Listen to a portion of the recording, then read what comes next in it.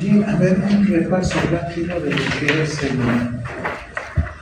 la disfagia. Karen, ¿qué recuerdas de la clase de hoy? Las teorías de la disfagia lo que va a ser oral o también esofágico. Es una alteración de lo que va a ser motor o también neurológico. Lo que viene a ser la clasificación oral era motor y neurológico, lo que viene a ser esofágica más que todo motor. Lo que viene a ser esofágica tenía también clasificación según la disposición de lo que se va quedando, si era de medio físico o también de medio...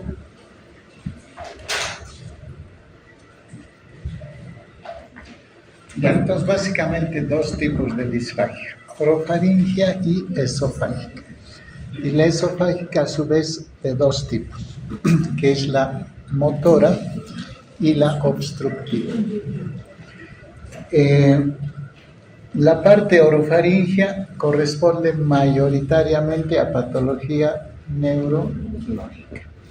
Por lo tanto, estos pacientes portadores de disfagia orofaringia generalmente, además de la disfagia, traen síntomas de la esfera neurológica, dependiendo de la enfermedad que tengan. Será Alzheimer, será Parkinson, DCBs, etcétera, etcétera, etcétera.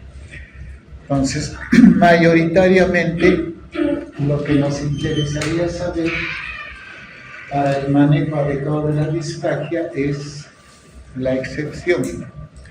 ¿Cuál es el divertículo de Zenker u otras patologías cervicales? ¿No? Nos hemos referido al Zenker porque es necesario conocerlo, pero también existe, por ejemplo, el bocio.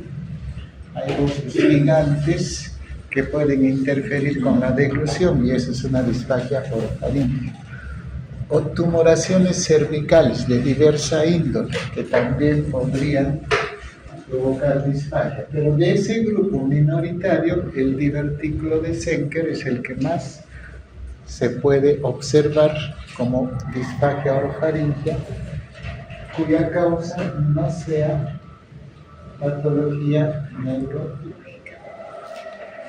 Bien, también habíamos visto que el examen más relevante, ¿cuál es? ¿Qué vas a pedir aparte de hacer una buena historia clínica?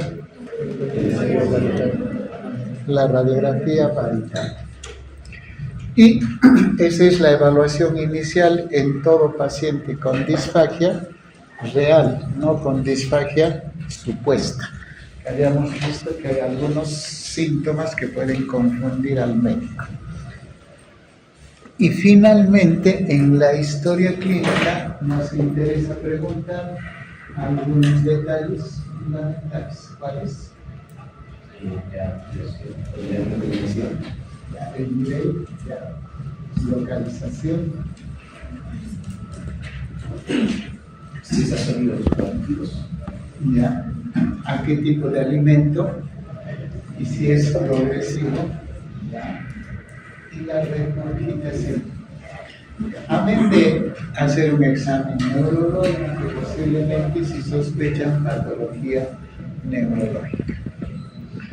Entonces, el tratamiento de una disfagia orofaringia, ¿en qué radica? Exceptuando el Zenker, en tratamiento de la patología subyacente. Pero acá recae un factor importante. Por ejemplo, imagínate que tú estás atendiendo a un paciente con una enfermedad de Alzheimer y tiene disfagia orofaringia. Y sabes que el Alzheimer es curable o no es curable. ¿No?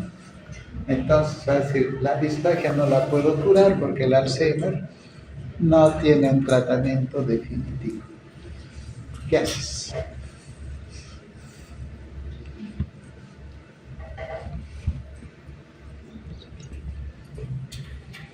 Porque ¿cuál sería el problema que tiene tu paciente? No puede deglutir. por lo tanto no se alimenta. Por lo tanto, ¿qué va a pasar? Se va a desnutrir. Entonces tienes que resolver ese problema.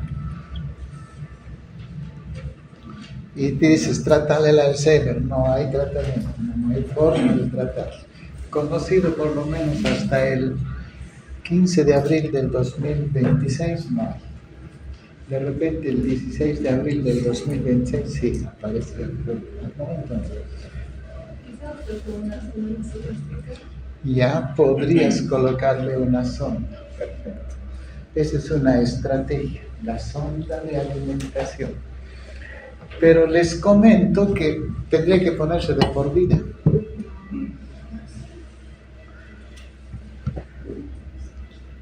Y te dice, doctor, me fastidia tener una sonda. Bueno, no, el Alzheimer no se va a quejar, ¿no? Pero siempre se va a fastidiar.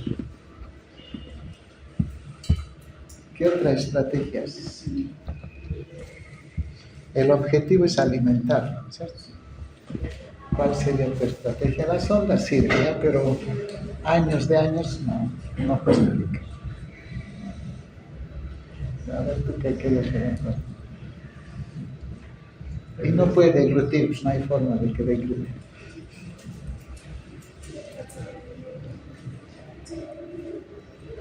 Hay una estrategia también. Se hace una gastrostomía. Es decir, una boca del estómago hacia la pared abdominal y por ahí colocas una sonda y ya por ahí se alimenta. Se puede hacer la gastrostomía por vía endoscópica. ¿Cuánto creen que cuesta ese procedimiento? Que es sencillo, no es difícil. A lo mejor ya no les digo. Es otro procedimiento que hacemos los gastrónomos. Colocamos una sonda y ya le quitamos la sonda nasogástrica y se entrena a la familia para que le alimente una gastrostomía. Bien, entonces ahí nomás no puedo hacer más porque eso es lo que tengo que recurrir a los pacientes que tienen disfagia orofaringea. En el segundo aspecto de la esofágica habíamos visto que existen dos formas, ¿no? La motora y la obstructiva. Entonces nos vamos a dedicar hoy día a la forma motora. Para más o menos recordar a la forma motora, tengo que recordar cómo es el peristaltismo. No, recordar el peristaltismo. Son periodos de contracción y relajación, en donde no sigan las etiquetas más o menos se va a poner luego en el alimento. La fase motora de la regresión tiene que ver fundamentalmente con la contracción del músculo liso, que es el transporte del alimento a través del peristaltismo. ¿Cuántas formas de peristaltismo conoces? El peristaltismo va al colegio también. Por eso es primario, secundario y terciario. ¿Para qué sirve el primario? Esa es la onda propulsiva que sirve para el transporte del alimento. Y el secundario, ¿para qué sirve? Esa no es propulsiva, eso no participa del transporte del alimento. ¿Sí? Yo creo que alimentos que van quedando en una función marginal del esófago que casi nadie le conoce. Esa función se llama aclaramiento esofágico. Entonces, residuos alimentarios o de alguna secreción que pueda quedar en el esófago son limpiados, es una forma de decir, no son limpiados, ¿no? Es una forma de decir por el peristaltismo secundario, que son ondas contráctiles pero no propulsivas, no sirve para transportar el alimento, solo sirve para transportar el alimento y que tiene que ver con la interacción de neurotransmisores de contracción y de dilatación. ¿Cuáles son esas? Acetilcolina, de tal manera que es una propulsiva. ¿Proximal a distal o distal a proximal?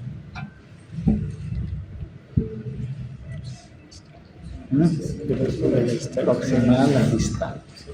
Si fuera al revés, ya no sería propulsiva. Bien.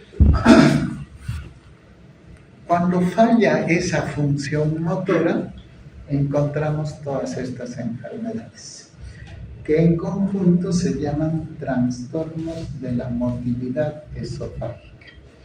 Dicho sea de paso, son poco frecuentes. Entonces solamente nos vamos a referir con una reseña muy breve a cada una de estas.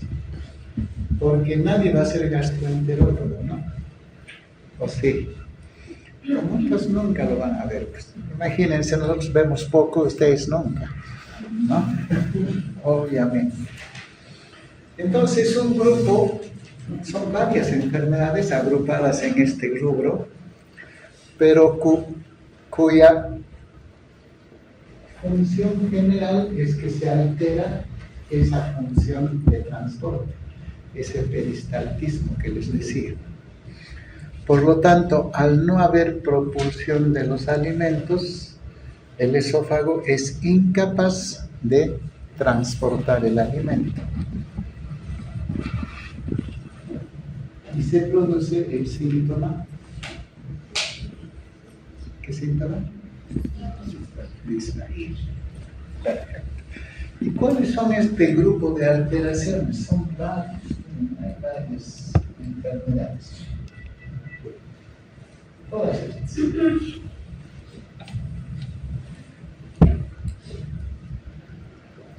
Que las dividimos en dos grupos, primario y secundario. Primario, cuando el defecto de la motilidad solamente se encuentra en los músculos del esófago. Y secundario, cuando el trastorno de la motilidad de los músculos del esófago es también relacionado a trastornos en otros grupos musculares. Entonces puede alterar músculo liso del intestino, del colon, o músculo estriado a nivel del miocardio, por ejemplo, es decir, se comprometen otros grupos musculares. En el secundario. En el primario solo se compromete el músculo liso del esófago, que se encuentra distribuido en cuántas capas. 3.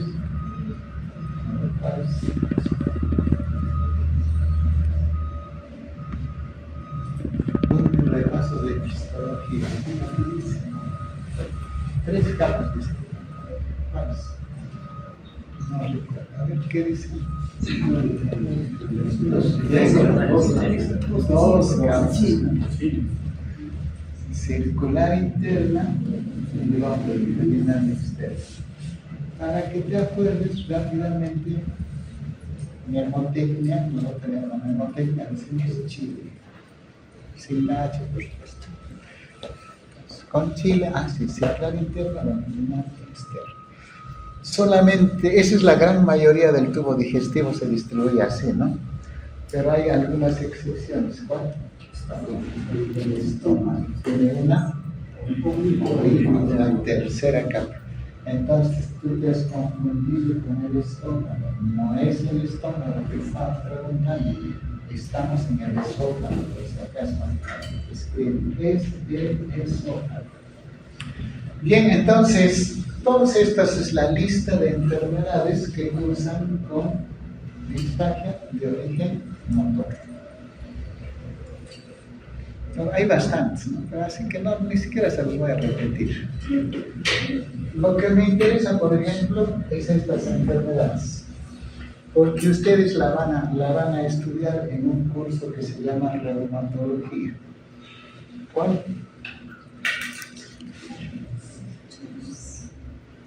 Enfermedades del tejido conectivo. Nos dices una lista, ¿cuál es la lista? Sí, la pista, las enfermedades del tejido conectivo.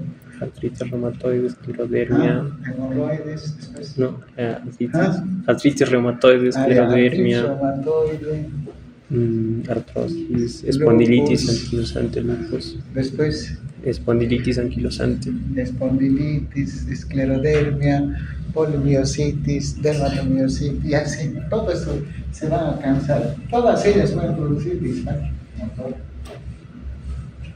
pero es secundario.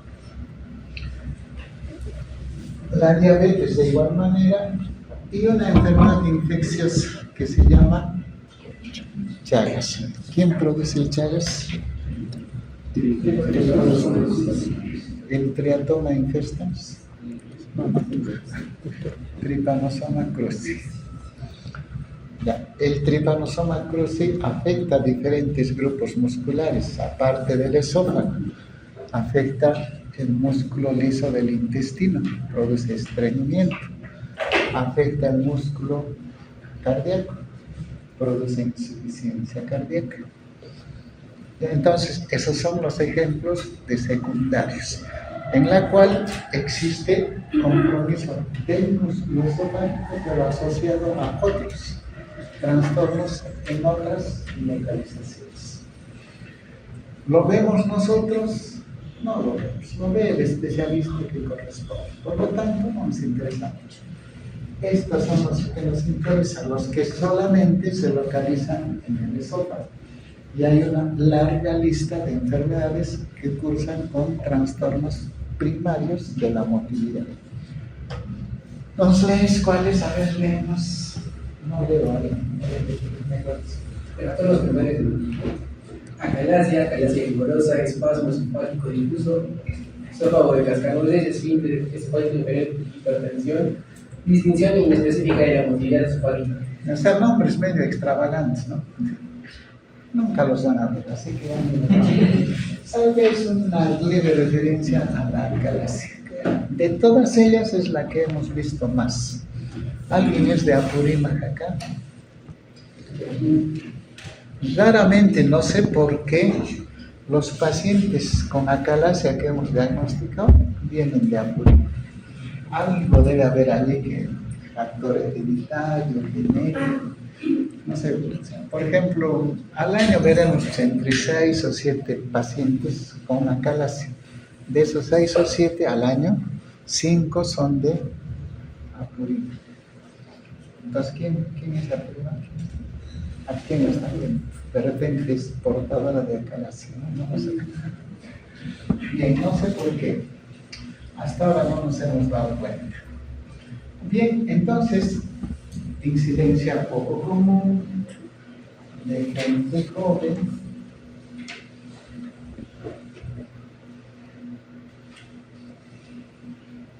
y tiene dos características fundamentales. Y estas recuerden para los exámenes sobre todo. La primera es, primera característica.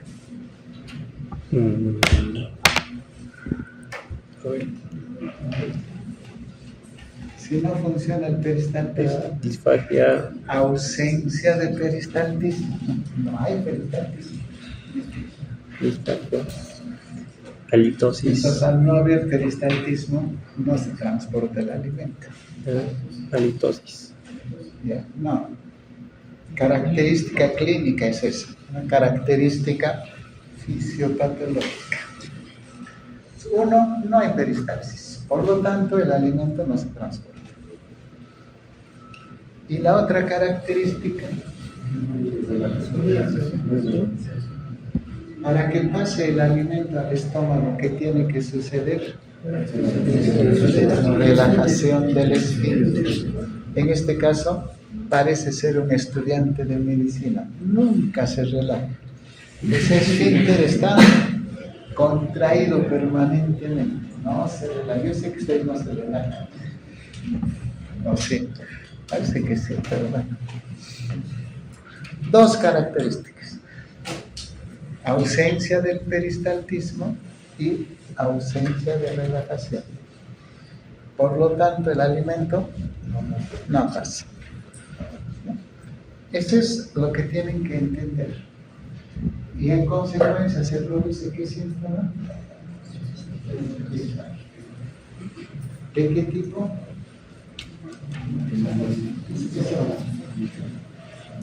Entonces, si tu paciente con disfagia dice, y está en este grupo, dice, ¿dónde se te detiene la comida? ¿Dónde te va a decir?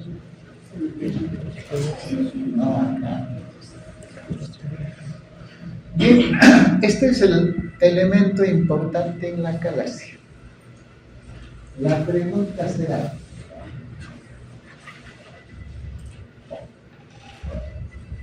Mari Raisha, entonces,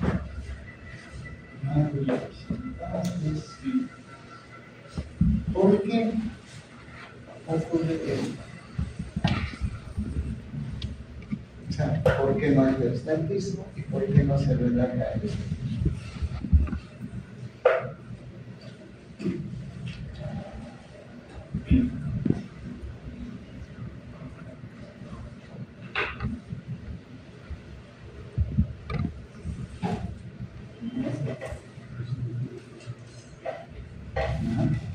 ¿Qué hacen? Les he dicho que les más atención. ¿Por qué? ¿Qué pasa en el esófago para que no ocurra este transporte? Hay una reducción de la masa de células ganglionales.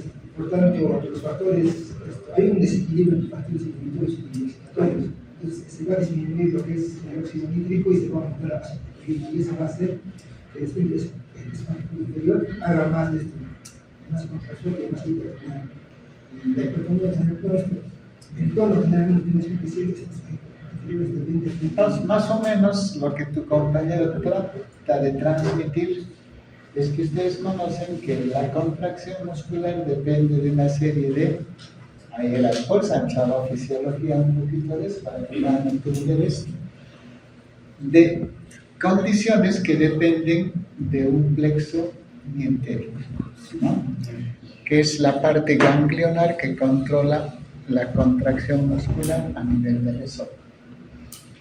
Ahí estará la alteración entonces, ¿correcto? Entonces se ha descrito que hay una ausencia en estos pacientes de esos plexos mientéricos. No ausencia, sino disminución, podríamos decir, porque si no sería total esto. Y por lo tanto, al haber una disminución importante de las células ganglionares en los plexos mientéricos que tienen que ver con la contracción del músculo, no se contrae el músculo. Y por lo tanto, no hay peristaltismo. Eso mismo podría implicar la ausencia del óxido nítrico en las terminaciones nerviosas del esfínter esofágico inferior. Si no hay óxido nítrico suficiente, no se relaja. Porque el óxido nítrico tiene que ver con la relajación del músculo. No hay suficiente óxido nítrico, por lo tanto, ¿te relajas o no te relajas? El estómago está constantemente contraído. Esto es lo que se postula como fisiopatología de la cabeza. La siguiente pregunta sería para Emanuel. Ya está. ¿Por qué ocurre esto? ¿Por qué hay ausencia, los plexos ganglionares, etcétera? El problema estaría allí. Hay una degeneración de lo que son las fibras. Hay una degeneración, que es lo que ocurre. Pero ¿por qué se degeneran esas fibras? ¿Qué no disminuyen de sus factores inhibitorios? ¿Pero por qué disminuyen?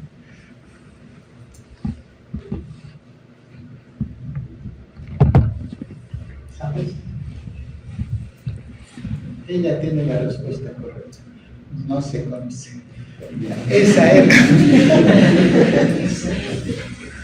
Es decir, no hay una explicación para saber por qué ocurre esta disminución de las fibras ganglionares, por lo menos hay, pero no hay una explicación. Hipótesis sí. Se ha dicho factor hereditario, está dentro de las hipótesis. Por eso dicen Abancay, posiblemente habrá que estudiar si hay algún elemento hereditario en esas personas. Algunos dicen virus, desconocidos al momento. Ya, los concretos que no se saben. ¿Ya? Entonces ustedes van a decir, como dice el compañero, por eso le preguntan, no sé. Entonces esa era la respuesta correcta. No se conoce.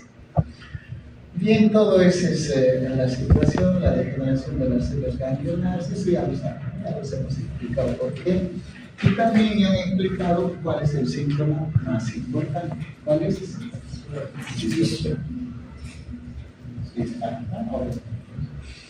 Ya no estudiamos por qué. Sin embargo, lo que nosotros tendríamos que decir, siendo la disfagia el síntoma más importante, este debe estar acompañado de otros síntomas que nos deben hacer sospechar de acalasia. Una de ellas es la regurgitación. Alimentos pútridos o regurgitación nasal.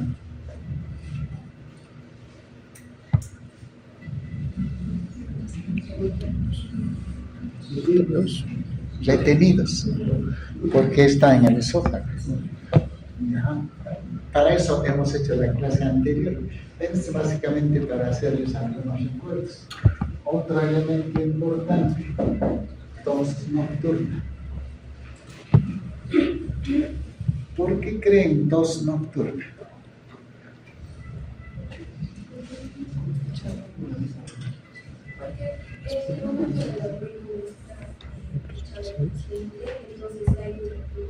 Claro, como el esófago está lleno de contenido, cuando uno se recuesta, ese alimento tiende a regresar y va a la vía respiratoria. Otro síntoma importante, baja de peso. ¿Por qué bajará de peso? Y entonces, siendo la disfagia el síntoma más importante, todos estos síntomas podrían ser acompañantes de la acalasia. Y entonces ustedes dirán, ay, eso parece un cáncer, es igualito que un cáncer. No se diferencia. Entonces, ¿ustedes cómo diferenciarían que esto, un paciente que tenga síndrome no sea cáncer? Podría serlo, ¿no? ¿Qué es? El cáncer.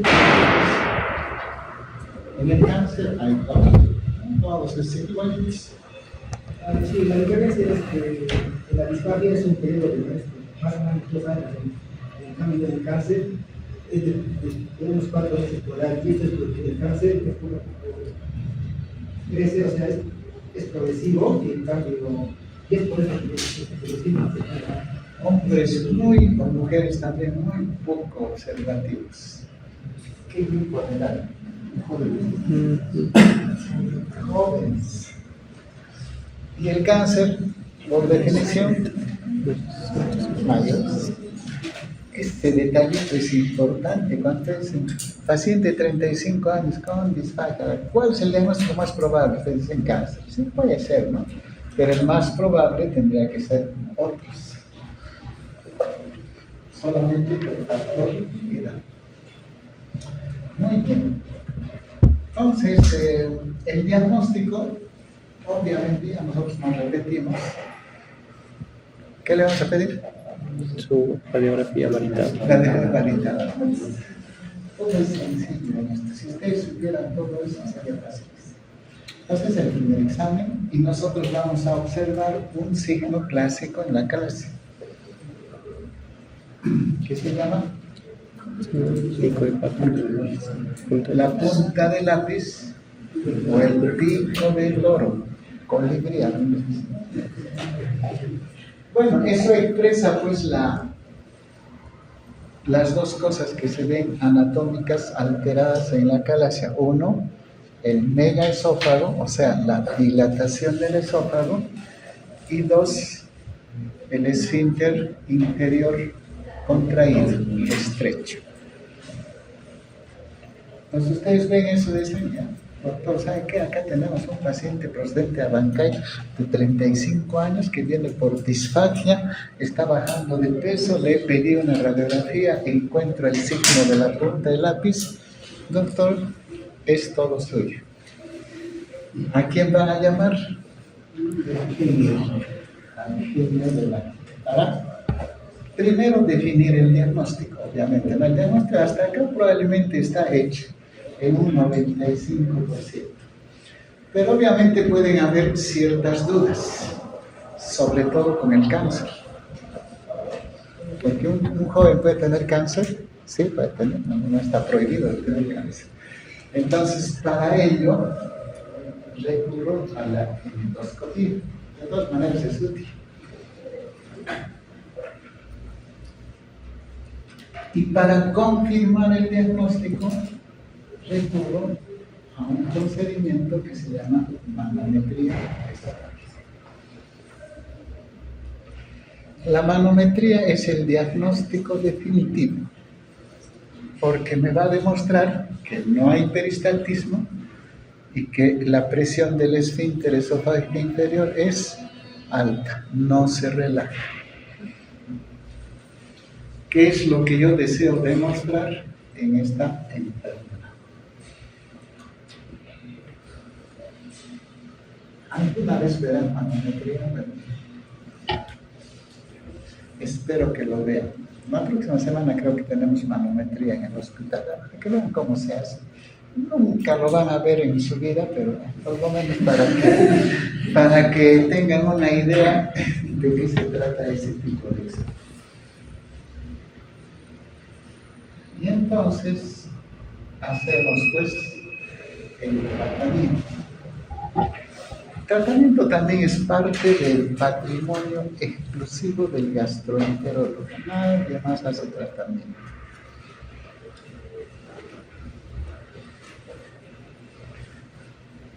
¿Qué creen que van a hacer?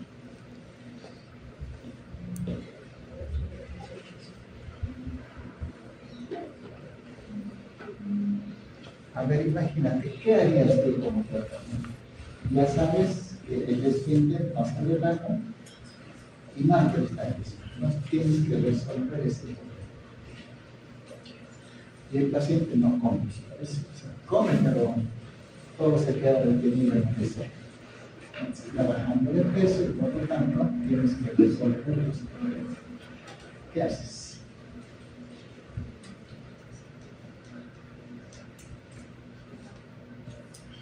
Ya sabes cuál es la causa, no hay los cambios, no hay oxidonitis, hay ausencia de peristaltismo, por ejemplo. Entonces tú dices agentes pro-peristaltis. ¿Sería eso la idea?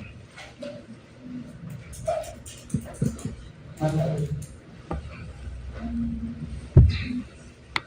Trataría de dividir la contracción, cortarlo de ¿Cómo estimulas la contracción? bloqueando los canales de Bloqueas los canales de calcio, más bien estás bloqueando la contracción.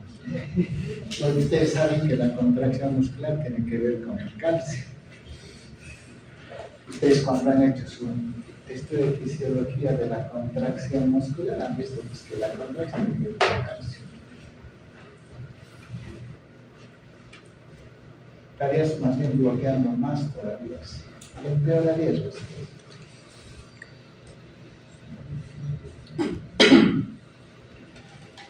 Farmacológicamente no existe. Esto que estamos poniendo es algo temporal, puede servir, pero no ni lo copio, solamente lo he puesto para confundirlos. Porque los nitratos o los nitritados son dilatadores.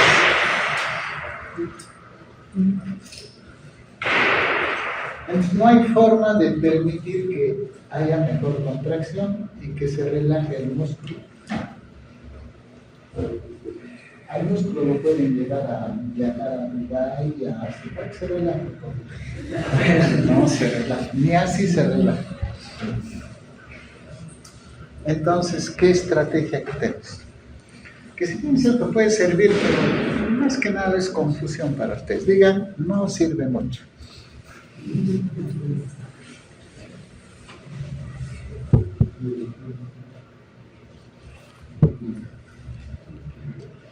Recuerda, ¿cuál es el objetivo?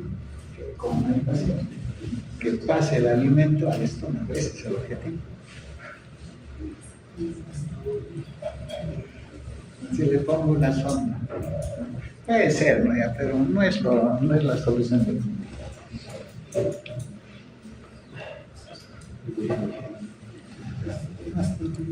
No tienen mucha imaginación. ¿Cuáles eran los dos mecanismos? A ver, recuérdanos. Ya se olvidan. Ni han pasado ni 2 minutos. Ya se olvidan. ¿Ah? ¿Cuáles eran los dos?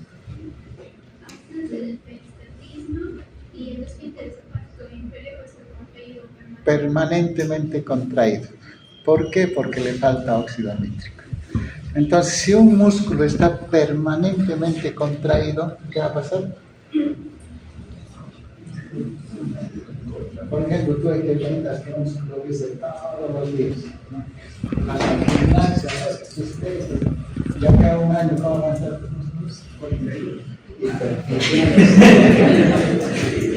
Van a crecer los músculos, ¿no? Sí, pero están tus bíceps así. Y si tienes un músculo liso permanentemente contraído, se hipertrofia, ¿no? El músculo se hace más grueso. ¿Y qué necesitas hacer para que pase el alimento? Cortar ese músculo. Es decir, eso se llama dilatación. La dilatación es con balones grandes que permiten romper el músculo.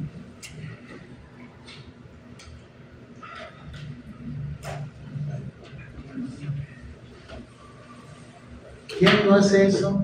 Ya saben quién. ¿Cuánto cuesta eso? Mejor ni les digo.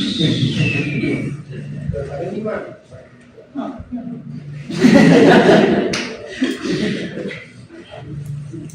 Entonces eso logra romper el músculo y por lo tanto el músculo ya no está rígido, está roto, que permite el paso al alimento. Dilatación neumática se llama. El problema es que a veces los pacientes recaen.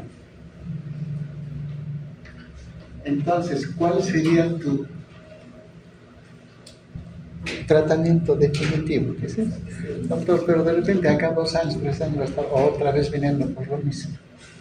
Entonces, quiero que me asegure que no voy a recaer.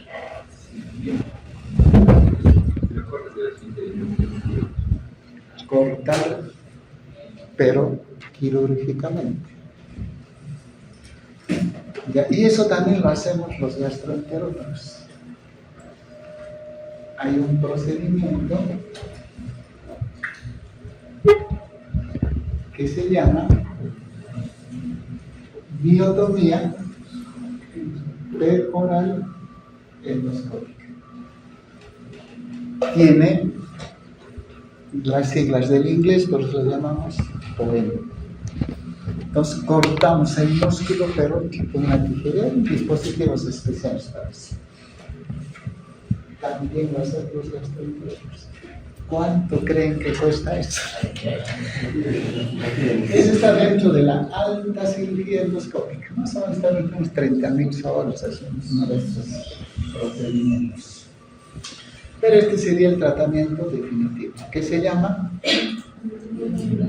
biotomía peroral endoscópica. el nombre lo dice, miotomía, cortar el músculo. Y eso definitivamente resuelve el problema de los pacientes.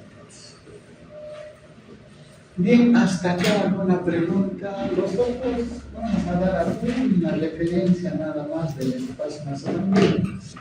Yo he visto hasta ahora en toda mi vida un paciente con espasmo esofágico difuso. Para decirlo de verdad, o sea, ustedes nunca lo van a ver.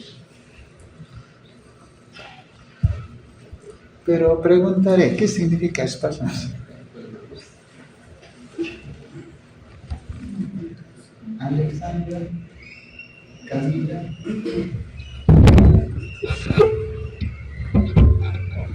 ¿Qué significa espasmo esofágico?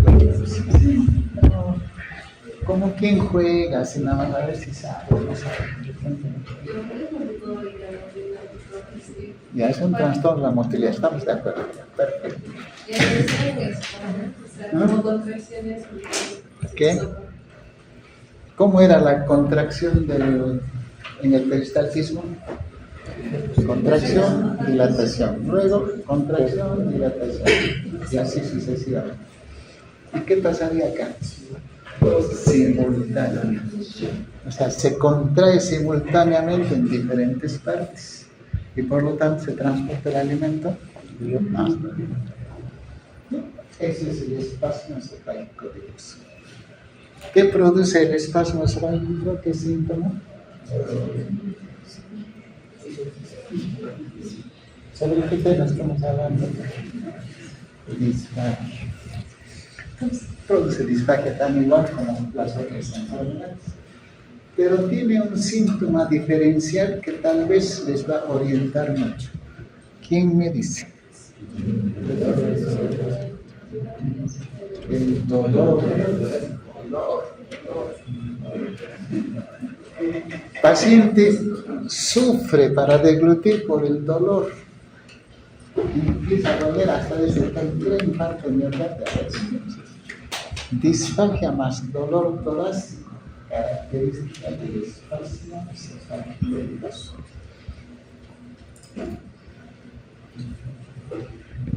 ¿Cómo diagnostico este tipo de disfagia? La clínica te dice disfagia y dolor. Pero no siempre te das. ¿Qué utiliza el paciente? Tanto repetimos clase, el primer examen. Eso. Y entonces ven el famoso esófago en eso saca corchos, igual es parecido. Se contraen simultáneamente varias partes del esófago. Y finalmente, ¿a dónde lo mandas? Para que le hagamos los otros exámenes, endoscopía, manometría. La manometría es una herramienta útil para todos estos trastornos. Y avisarles que no hay un tratamiento. Aquel pacientito que tenemos con espasmo esofágico difuso, vamos a importar nada, pero va a ir defendiéndose. No hay un tratamiento definido. Y bien, el resto nunca lo hemos visto, tampoco creo que lo vean ustedes, por lo tanto nos eximimos de hacer un comentario sobre los otros. Preguntas, dudas, murmuraciones. La próxima clase el lunes es sobre cáncer de esófago. Es el otro tipo de disfagia. ¿Qué tipo de disfagia? Obstructiva. ¿Alguna pregunta sobre este tipo de disfagia?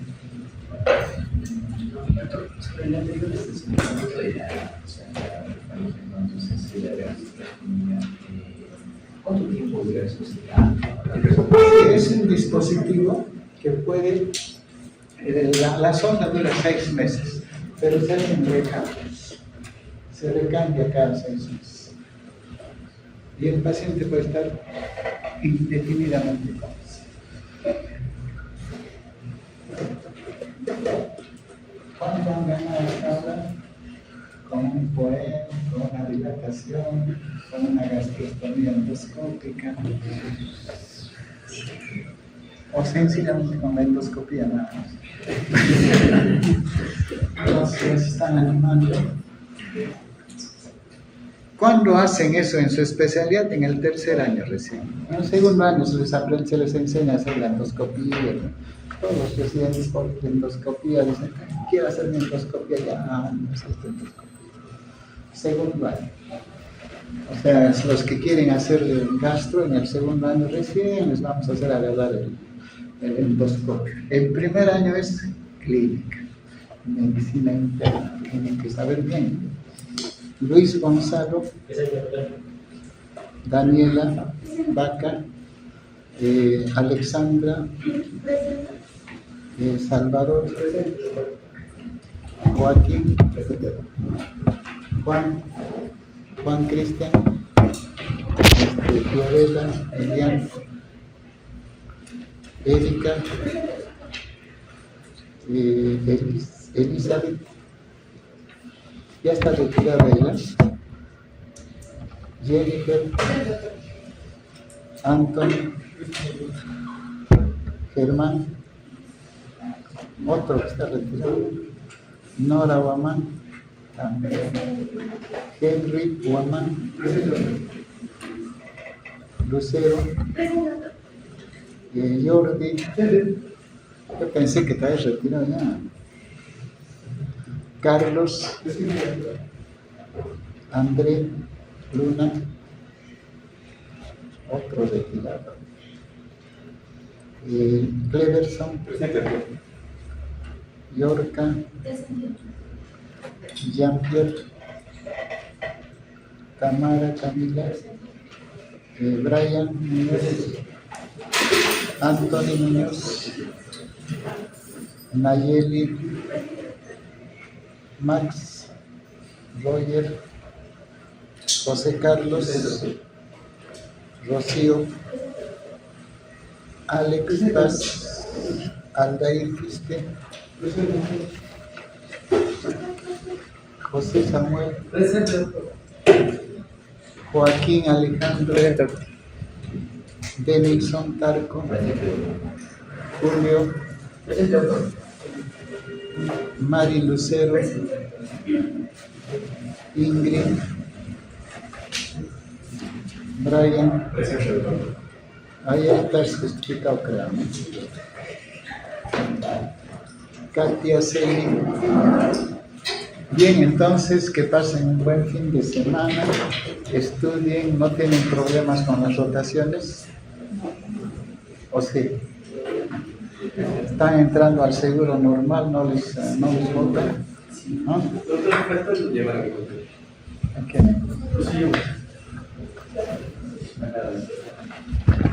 No, es que le hemos llamado.